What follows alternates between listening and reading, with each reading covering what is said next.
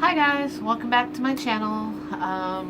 Still doing Ehony's 31 days of tarot, and today's prompt for day 12 is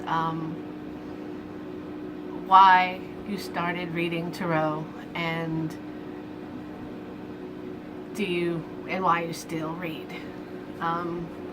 We'll do the second part first because that's going to be the shortest part. Why do I still read? Because I really enjoy reading. I love everything about tarot. I love the artwork. I love the classifications, the major arcana, the minor arcana. I even kind of like the court cards. I just like the deck part. As for why I started reading, oh, that's a bit of a story. This might be kind of long-winded. I hope I don't talk too much because I know that's not going to be interesting to you if I just sit here and talk to the camera for like about 10 minutes. So I'll try to make this quick. When I was 10 years old, I lived overseas in a place called Balikpapan in Indonesia. Now, I lived in what's called a compound, which is the place where the expats, which were the non-people that lived there, non-Indonesians, lived. And this was back in the mid to late 80s. And I loved it. I love everything about Indonesia. It's beautiful, or it was then. I haven't been back then. I'm sure it hasn't changed. I'm sure it's still gorgeous. It was just really a good time in my life. But it wasn't very modern. I imagine now it's all built up and everything, but back then, back in the early 80s, we didn't have TV. They would send in boxes of videos for us to watch, TV shows, concerts, whatever. There was a library there that was at our club, which was where we would all go to hang out. But the library had really old books, so that's where I read all these classics, because that's all the library had. There was no modern books there. But once a month for about 3 days, my mom and I would go to Singapore. And we went there because I had braces and we had to get them tightened and check and see how I was doing. That took 1 day. The other 2 days were us shopping, going to grocery stores and markets, not because they didn't have, food in Indonesia, but they didn't have food that Americans would like. And also we would go to bookstores, go to these huge Asian malls. Our malls here in America, they're kind of like built out. I mean, yeah, like the Mall of America is really tall, and the Galleria in Houston and everything, but still most of them's kind of built out. While Asian malls are built up and they're like mazes. I mean, you turn down a corridor and there's like 3 shops there tucked away in a corner with really cool shit. And we'd go and we'd buy music and books and clothes and stuff we thought we might need for that next month. And like I was saying, one of the places that we would go, I don't even know if it's still there, was in a place called Orchard Towers. And Orchard Towers, on one of the floors, had this huge bookstore. It's literally almost the entire floor. Had a lot of English books and stuff like that, books from Australia and things like that. So we would go and we would spend, all right, how many books do you think we could read this month? And we'd grab and check out and that stuff like that. And I have always, since I was really, really young, had an interest in the creepy, the spooky, just anything like that. And so I would buy these books there. I don't know if we had them in the States, but over there they were called Fear Street. I think they came from Australia, maybe. And they were like Sweet Valley High, but horror stories. And I know, long-winded, but I'm getting to it. And so, like, one was a gymnastics vampire team. One was called The Game, about tarot, not tarot, Ouija. One was about this chick that got possessed, you know, and they were just really creepy, and I loved them, and I bought all of them. Can't find them over here. But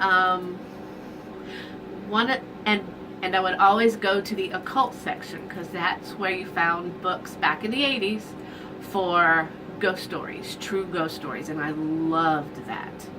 So I'd always pick up a couple books if they had new ones that were about real ghost stories.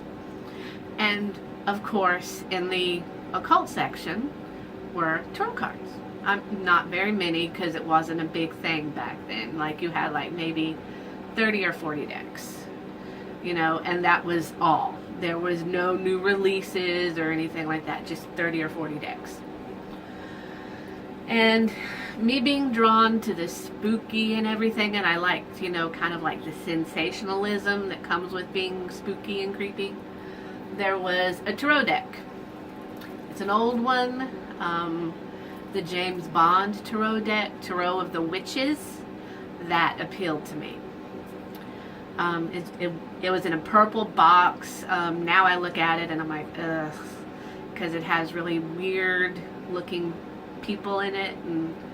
But back then it's like, oh, Mom, can I have this? And I knew what tarot cards is, because I've been reading, you know, creepy, scary books, and always there was some old lady who was reading tarot cards, and I wanted to read tarot cards.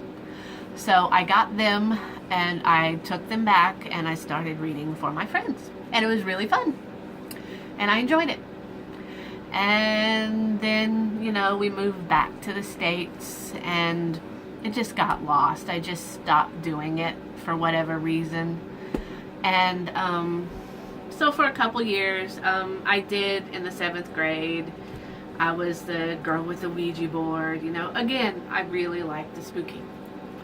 So that went on, and then there was a period of my time where I was like, why am I not in church? Why shouldn't I need to be in church. Everybody else is in church. Why aren't I in church? My parents didn't want to take me to church. So I went with friends. I went and did Pentecostal, Catholic, Baptist. I went to, you know, Baptist summer camp. I went all over this place just, you know, because I was supposed to be in church. Well, I joined a church youth group that did not go over well. There was so much backfighting and infighting, and all this time there was this level of, I'm supposed to do this, but it's just not working.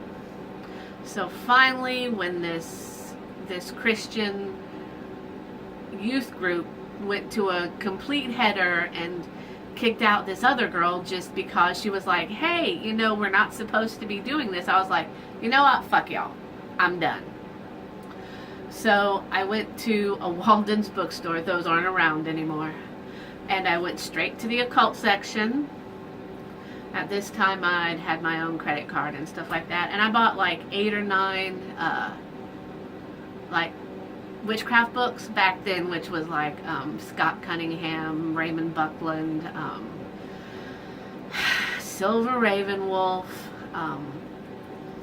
DJ Conway, you know, stuff like that. I just bought like 8 books, and I bought a tarot deck, the Sacred Rose Tarot, and I just kept reading. I just read all those books, and I started back with the tarot again, and that's how I started reading. Is like, I spent a good maybe 7 or 8 years trying to pigeonhole myself into a section that I didn't feel, I felt I should fit, but I wasn't fitting. And so at the ripe old age of 18 is when I started my pagan journey and my tarot journey. And there's been some fall off times, and some times where I felt that I couldn't be out, but that's a whole nother story. So yeah, that's why I started reading and why I still read tarot. Well, if you made it all the way through this 10-minute video, thank you so much, and I will see you tomorrow.